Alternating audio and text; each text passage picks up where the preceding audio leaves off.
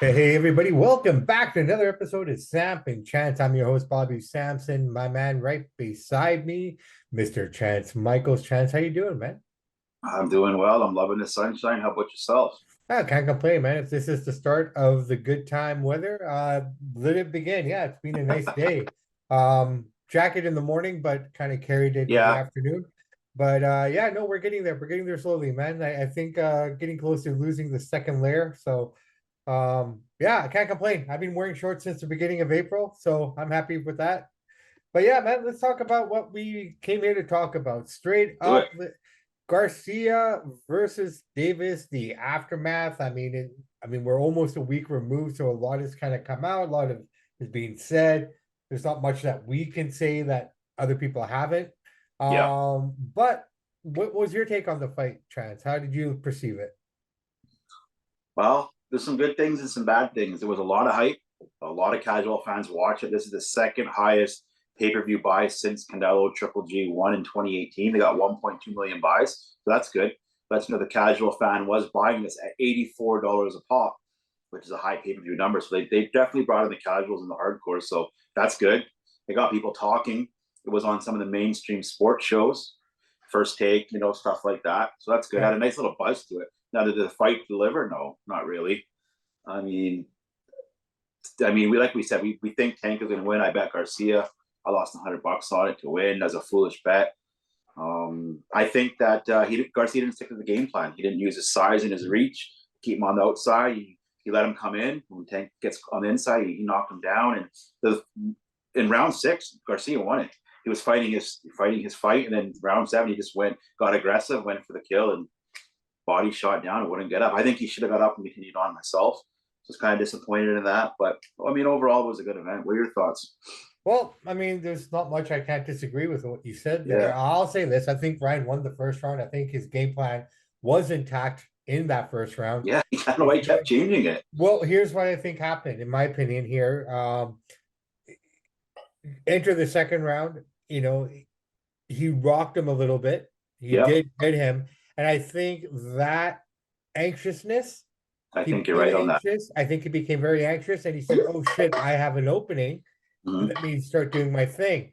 Now, Yeah. since the fight, since that first knockdown in the second round, that was Tank's fights entirely. I Oh mean, yeah, it wasn't a 10-8 round, it was a 10-9 round because I mean, Garcia was doing some serious damage there. Like he he was was. really There's putting moments it when he looked in. really good. No, he did up until that second round, though, right? Until he Yeah, got knocked, and it was that overhand left. And like Tank talked about it in the presser after. He said that, yeah, we trained for that because he's a taller guy. If he's gonna come in with that overhand left the way he does, he's setting himself open. There's no way you can protect yourself coming in with that left hook yeah. and not have a straight punch thrown right at you, right? So, and because he's taller and he's extended and what have you, he just if you look back at the tape, you see Tank smirking a little bit. Like this is two shots before he landed it. Like he saw it, he knew what was Yeah. coming. So I think he just got over anxious. I think that Ryan then was on his back heels because he tasted his power. Now he's a bit nervous. Now he's like, oh, Now he's a oh, bit that's the nervous. real Now, deal. now he Yeah. doesn't. Now he's not sure what he should be doing in terms of defense. I think if he had just gone back to what he was doing in that first round, I think we both said this. I know I said this to you for sure that this fight had to be fought scientifically. You Yeah. couldn't be a brawler. It's like that video game, The Last of Us. Have you played it or watched No, I've any? never even heard of it. What is it? Okay, so it's basically a game where turned into a TV show now. Uh, zombies, right?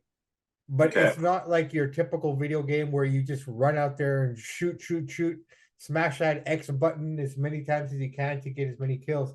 This whole game is in stealth.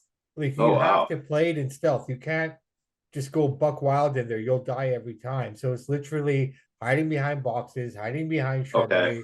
You know what I mean? And that's how this fight had to be done. Like that's the way Ryan should have fought the fight. He was Um, at moments, but I think he was trying to impress the fans. He thought he could go toe to toe with Tank's power, and it didn't turn out too good for the guy. His corner, they didn't have a very good game plan either because he went off the game plan. So I don't know. I'm not well, quite sure. I again, I just think he And became there was over. no, I don't believe there's a mole in the camp. That sounds like an excuse to me.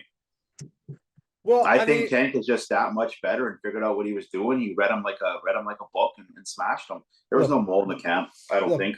mole or no mole, I don't know what this Mongolian boxer has to do with any of it, but he was one of Ryan Garcia's training partners, Yeah. sparring partners. Apparently, he hurt him with a body shot, knocked him down with a body shot as well.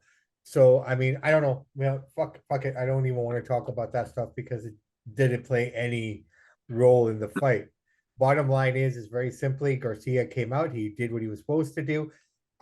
Second round, he rocked him. He hurt him, and he basically let the wall down. He Yep. basically let the drawbridge down, and he came forward. And this is where I think, take away the personal shit that Tank is dealing with, this guy is a generational talent in that ring. So Um, far. and Yeah. and we're very lucky because we got like two, three, four of these guys all in the scene right Well, now. they're saying now the winner of not official, but that's what they're saying. The winner of Lomachenko Haney will fight Tank, And why not? It makes sense, right? and then the winner of that Um, will get Shakur. Supposedly, who that's the perfect world. Who knows in boxing though? well, in a perfect world, that's what we should be getting, right? I mean, Tank at 135 against Garcia. Or sorry, Garcia, or sorry, Tank versus Haney at 135.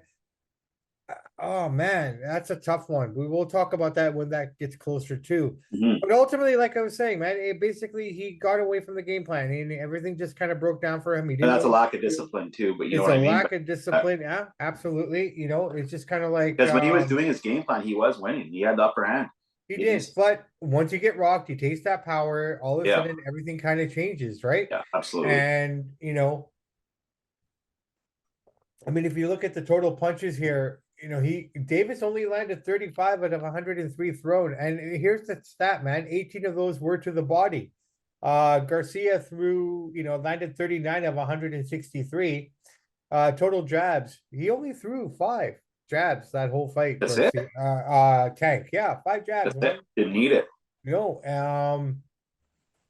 power punches 30 of 63 thrown, 17 to the body. Where Ryan had 24 out of 57 thrown. Ultimately, even on the punch stats, like this is something that Ryan was talking about in the press conference. You barely throw, your numbers are low. Like his percentages were higher. Yeah, they were. In every aspect, in total punches, he threw 34% to his 23. Total jabs. Okay, Ryan won in the jab department, 14.2% to his 12.5.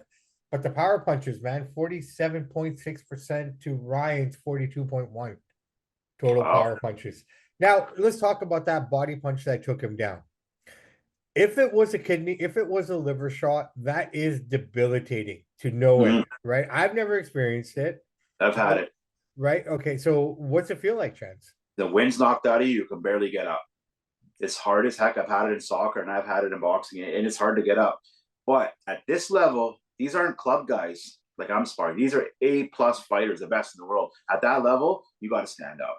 Even if you're so rocked and you can't breathe, your ribs are broken, you got to get up and at least fight on a bit. I think it rocked him. I'm not saying he faked it. I just think, like you said, he felt the power in round 2. He felt that shot, and he's like, I don't want no more of this. He got to beat the count. Well, that's I the think he raging quit. debate. No, that's the raging debate. And you know what? I'm not gonna sit here and say, you know, give my opinion on if he quit or not. I'll basically say that's between himself, and his team. Yep. More so between him and himself. Only he truly knows if he quit or if he couldn't get up.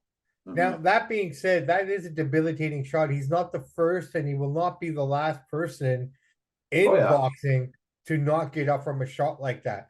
But I would But be if you look at the tank throwing, it didn't even look like he hit it that hard. again. Yeah, I know he's got a lot of power, but it's almost like I think Garcia was just getting rocked. And Honestly, yeah, it possibly. But I'm also of the school hard to of say. thought. It's hard to say, but I'll give you the other side of the argument, right? I'm not disagreeing with what you're saying because that could be potentially the ultimate truth right there. Mhm. But the other side of it to me is this: is the way he was extended, everything, just the way his body was. You know, Yeah, the way he turned into it. the Yeah. way he turned into it, like, you know, just even at a brushing glance to look at, you thought, oh my god, this is the most blatant throwing of the fight I've ever seen in my life. That's what Yeah, it looked like it looked like it. initially, Yeah. right? Like, oh my god, this guy's really throwing into the fight. Like, this is really blatant. Like, but you think about it and listening to other boxers talk about it now, having some time to digest it, you know, you look at the amount of shots that he took to the body. So the body was already a little soft, right? Yeah. From that second round knockdown onwards, Tank won every round. He dominated. Garcia could not figure it out. One mistake I think Garcia made, he showed him too much respect too early on, right? Yeah. And he started fighting Tank's fight, and which is what Tank wants. So, you know, I think that I don't think he doesn't throw at this level. You don't throw fights because if you're gonna throw a fight, everybody's in no, on the no. trainers. But I just Yeah. think he was like, it definitely stung him and it probably hurt like hell. But I just think he's like, you know what? I'm getting my butt kicked. I got knocked down in the chin, out of the body. I don't want no more of this, and he just didn't want to get up. Well, look, man. But I he didn't mean, throw the fight. you're not wrong though to say that you can get up because there are guys who have gotten up. Oh yeah, yeah. Now, let's look at probably one of the best examples that I can think of off the top of my brain. Mickey Ward, Arturo Gotti, the first one. Yeah. What round was that? That's all I couldn't remember. That was one of the top 3 rounds. Round 8 or 9. Right, it was round 9. Round 9. That's what it was. Yeah, round right? 9. In my opinion, that's a crazy fight.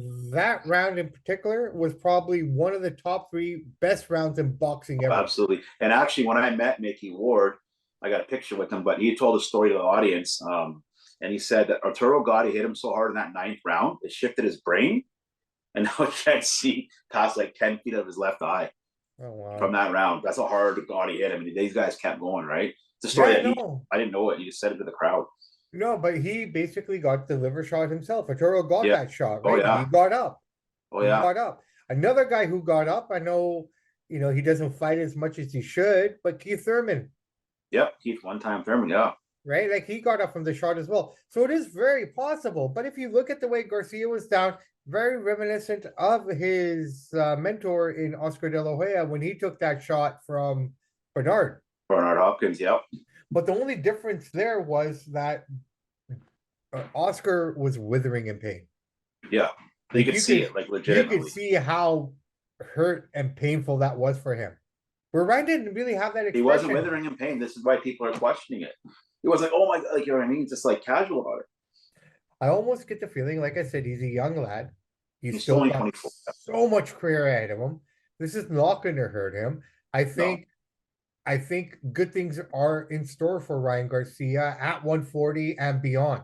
Yeah, he's gonna go to 140. He'll make his legacy between 140, 147.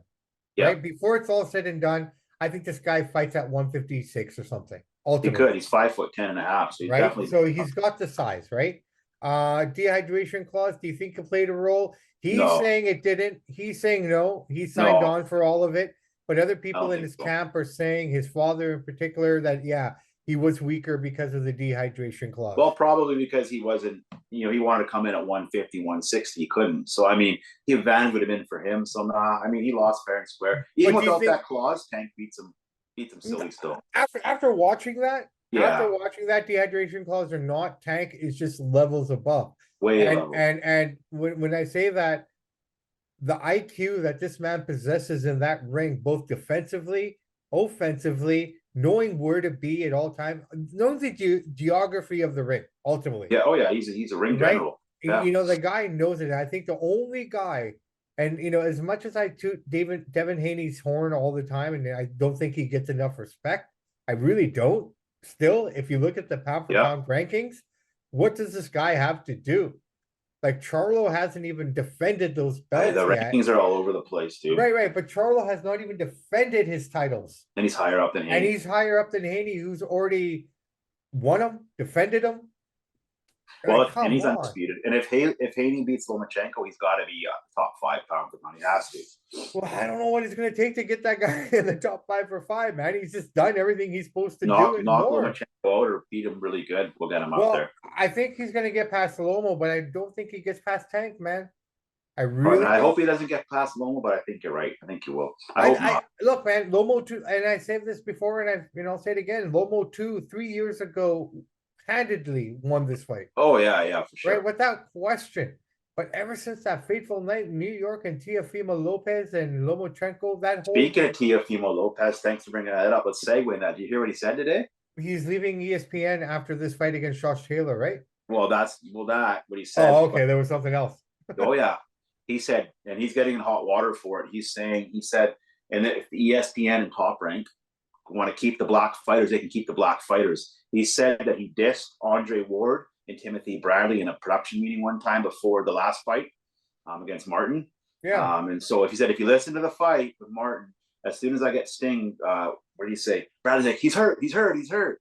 But he's basically accusing them of racial bias. That's what basically Teofimo was saying. But people are offended that he said, if you want, just keep the black fighters. And people are mad that he said that. But he's saying that Andre Ward, he said, turn off the sound for the fight he had with Martin and the fight that he had with what did he fight with Lomo? He said they're nothing but bias going against the Mexican fighters. Basically, what he was implying.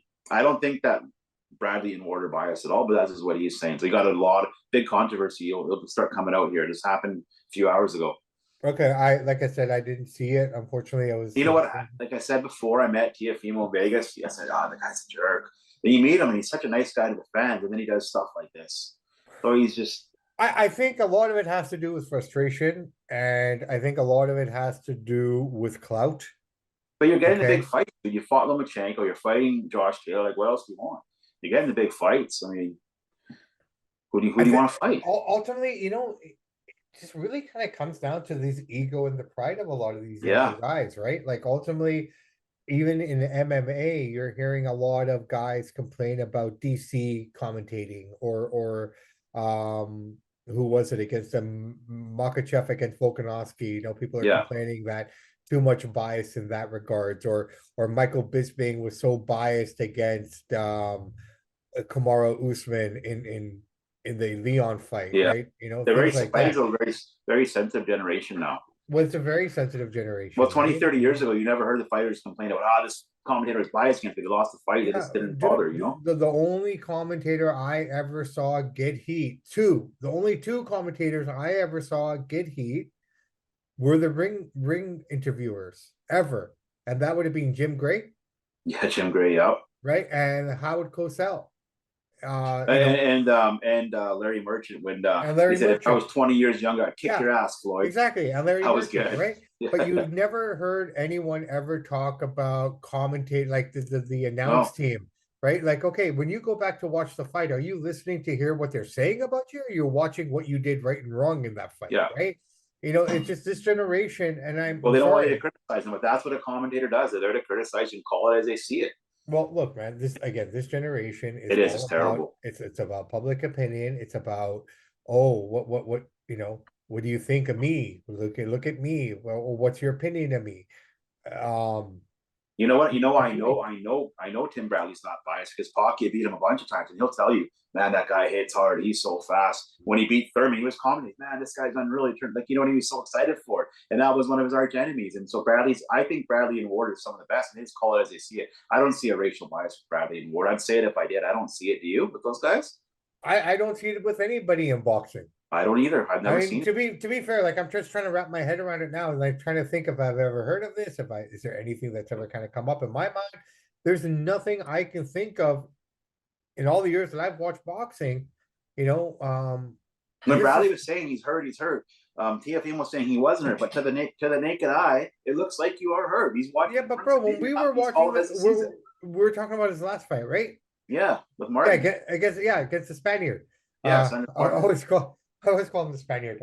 No, dude, he was hurt. Like there were I know. moments in that fight. Like I think if I'm going back now, was it the seventh or somewhere between seventh and ninth round? Something happened in there where he rocked him.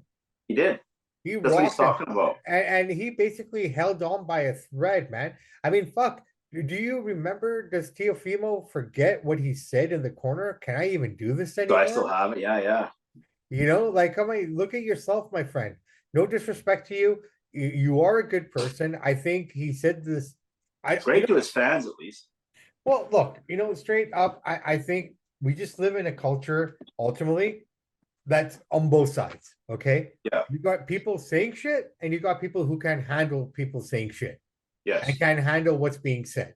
And that's just the recipe that we live in today, man. That's the fucking pot of nonsense we live in. it No is. longer can I say to you, this guy's a fucking idiot without that person getting upset and saying, "Why you Because doing?" you're offending the idiots. There we go. Exactly, right? Like, don't you know how hard it is for idiots in the world today? I We know. have it so hard. Yeah, because you're a fucking idiot. Like, come on, man. It's like you Like, live in a society where we can't say the truth because we'll offend the stupid people, the less intelligent people. So we gotta, well, and it's crazy. dude, who are we when major corporations are feeling this thing the worst?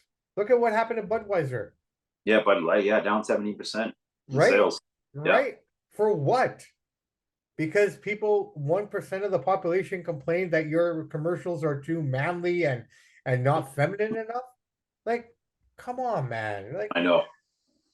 I know. It's we live in a right? polarizing world where somebody's offended, they want to boycott you and they want to shut you down and cancel you. And the sad part And I is, like Bud Light. I think it tastes good. I drink it every time I go to every time I go to the States. One of my go-to drinks. You've I seen know it, that I've seen you do yeah, it, man. I see you do it, right? And so now what? yeah. What are you gonna do now? You know what? I didn't care for the commercial. I don't think they should have done that. But I'm not going to boycott. I'm not really a boycott kind of guy. No, no, but do you see what happened is? So they put out that can, right? Yeah, I seen that. Yeah, And then they do that thing, and then they go, "Oh shit, we screwed up."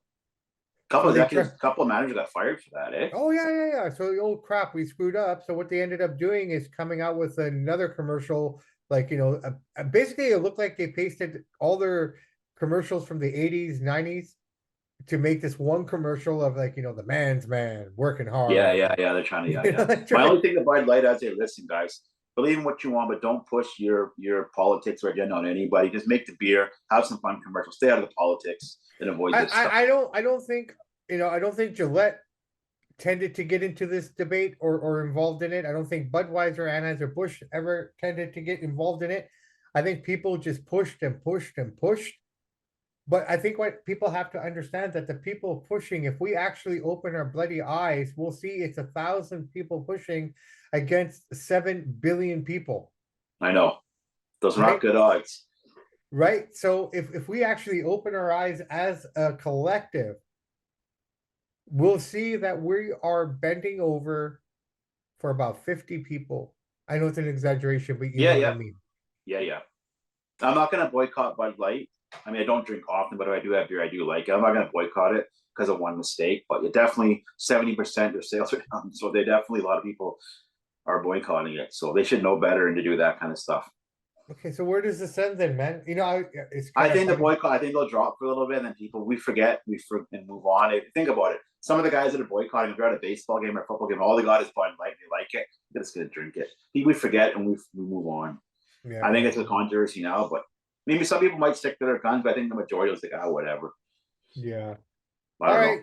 So ultimately, I think at the end of the day, though, man, I think we kind of wrapped that up pretty nicely. Hey, so talk about this. We recorded before they did the official weigh-ins. Your thoughts on the scuffle with Bernard and Tank? Oh, you accuse Apparently, him of rubbing that cream on him yeah, yeah, saying that it was tea cream, to try testosterone to set cream him or up something. almost. What do I you don't think? believe that Bernard would do that. Bernard's a professional, the world class. I don't see him doing something. So that's like you see in the amateurs. I don't buy that. One thing I didn't want to bring up, thanks for bringing that up. Did you notice that Oscar De La Hoya wasn't at the fight at like the press conference after? Yeah, so he They say he got basically, death threats. yeah, him and Bernard had death threats, so that's why they scooted out of there. Well, how? But I don't get it. You're in your security. Everybody's patted down. How? No, you're in a secure arena. I don't understand why they left like that. I think they were embarrassed about what Garcia did. And they didn't want to be around it. They were pissed. I don't believe they had death threats. These guys got top security. The MGM, it's locked. At T-Mobile, you can't bring any weapons in there. So if there is a death threat, they're not going to do it in T-Mobile. It basically, even I what's think his they're name? disappointed in him and they just said, screw this guy, let's get out of here. That's what I think. Well, even this made fucking Floyd look good. It did. It did. Floyd's all basically, Think about it. Tank beat Garcia, Floyd if beat De La Tank, Hoya. sorry, this is what he said, yeah, in regards to that. This is Yeah, let's Floyd hear it. Mayweather. If Tank was to win or take the loss, I would have stood behind him 100%. If I'm with you, I'm with you through the good, the bad, and the ugly. Loyalty is a lifestyle, not an action, Yep. right? Yep. It did nobody, even if there was, I'm not saying there wasn't death threats. I don't know if I believe it, but if there was, nobody's going to be shooting them in a press conference. No. So I just think they were disappointed in him that he quit and or supposedly quit and they left. The day before, you were standing outside at the Toyota Pavilion with about 5 to 6,000 fans in Yeah, attendance in exactly. an open air space. And you were front and center. Bernard made a scene. Everyone was there. Easy targets. These guys are just talking shit out of their ass. Oh This yeah, is I'm gonna kill this you. Yeah. this this is an example of why Golden Boy has lost a lot of their talent. And this is why Dana White goes that good. De La White calls him an No, idiot, calls him no, all this this is stuff. this right here proves without a shadow of a doubt the guys, again, nothing away from the boxer De La Hoya. Oh, I The love him. He's one of my promoter, favorites, the boxer, but yeah. but the promoter De La Hoya is a piece of crap. This proves that to me. You Yeah. abandoned your guy. You left your guy Dude, in the all you gotta dirt. do if there's a credible death threat, call up the Vegas PDA. There's a couple weirdos in Caney's camp or a fan saying they're gonna shoot me and Bernard, just come here, stand by us. Okay, done. They got so much money or hires, like they could have had they already have their own security. They were safe in that arena. How many of them Las Vegas PD are already in that stadium? Lots, Right? buddy. And security and And undercovers. security and that. You name it, man.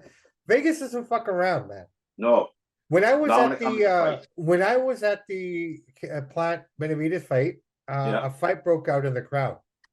How could they Okay. toss those guys out? Oh my God, it ended in 12 seconds. That's what I mean. Because they started throwing, cops came, he grabbed the one guy, he actually threw at the cop, and I think Wow. he didn't realize who had pulled him back.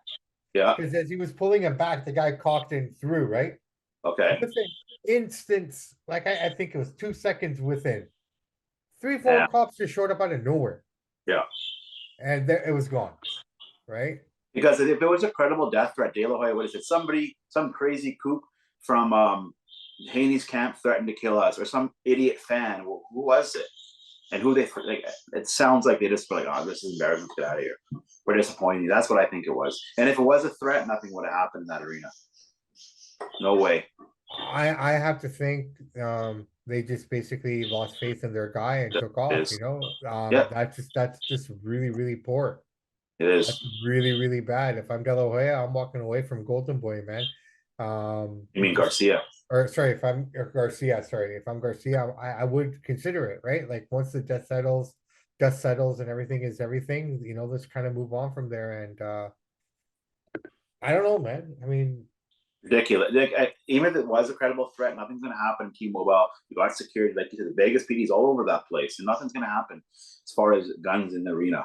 They got a metal detector. They pat you down when you walk in. You're safe. So I don't get it. I don't know. I don't know what to say about that. That's just not cool, man. No.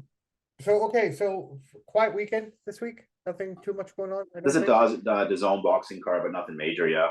Have you ever watched that Misfit shit? No, what's that?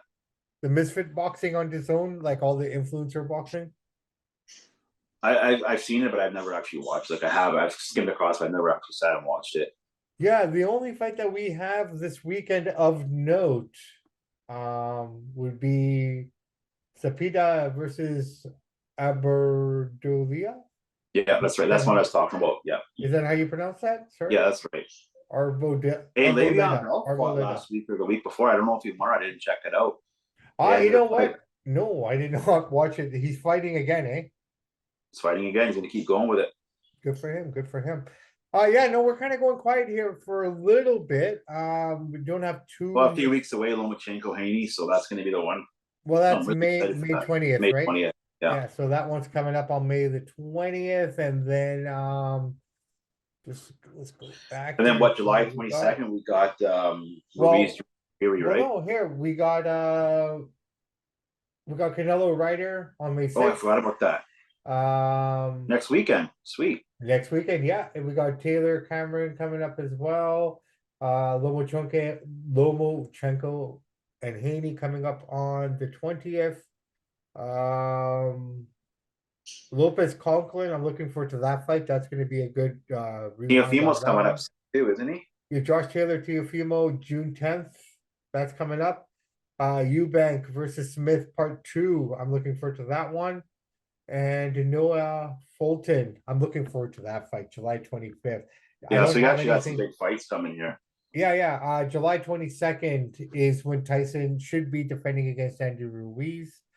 And I think that will all lead up to that big super card in December. I think that's gonna happen, man. Usyk's And having a tune-up fight, and Tyson's having a tune-up fight, and they're gonna go at it in December. no, they both have a tune-up fight. I'm just surprised that Deontay and Joshua aren't having tune-up fights. Um, So I'm telling you right now, Deontay's gonna knock that guy into the third row. I don't see Joshua making 6 rounds. Deontay will finish him once and for all.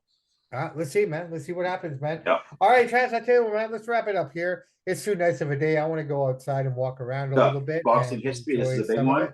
Oh, On boxing this history. day Yes, in yes. 1956, so 67 years ago, the great 67. Rocky Marciano retired, and we said, I'm hanging up the gloves. He held the gloves like this in a press conference, 2 gloves. I'm hanging up the gloves, undefeated. So this day, 67 years ago, retired and defeated. Not many can say that, Okay, besides Floyd. so no. Okay, do you think that 50-0? No, he lost to Castilla. Okay. I No, think. not Floyd. Oh, Rocky. Rocky? Yeah. How much of his career was influenced by the mob? It's hard to say back then. I even, I'm actually listening to an Audible book right now about Sonny Liston, and I'm telling you right now, when he fought, according to all the sources, when he fought Muhammad Ali, not Muhammad Ali himself, but his crew, the Muslim guys that he was hanging with, they told Sonny and his family, "You take your dive, or we'll kill you," and he did. So there's a lot of stuff in boxing back in those days, and when Muhammad Ali is no choir boy, trust me. So I'll get into that when the book's finished. I'll bring that story up, but yeah, Yeah, I know. I'd love to hear about that. What's the book called if anybody was looking for it? Sonny Liston. Sunny Liston, straight up. Are Yeah, you gonna watch Big George? Hey, did you see that video of George I hitting want the to see Big bag? George out this weekend. Did you see that video of him hitting the bag? Yeah. Fuck, man, he still looks big, eh? Oh yeah, he still hits you. You're gonna knock your jaw off. It's a big Like guy. his back looks huge. Oh yeah, I can't wait to see that movie. Yeah, it's out this weekend, 28th. Awesome, man. We're gonna go check it out, definitely. All right, my friend. On that note, why don't we wrap it up Good. until Tuesday?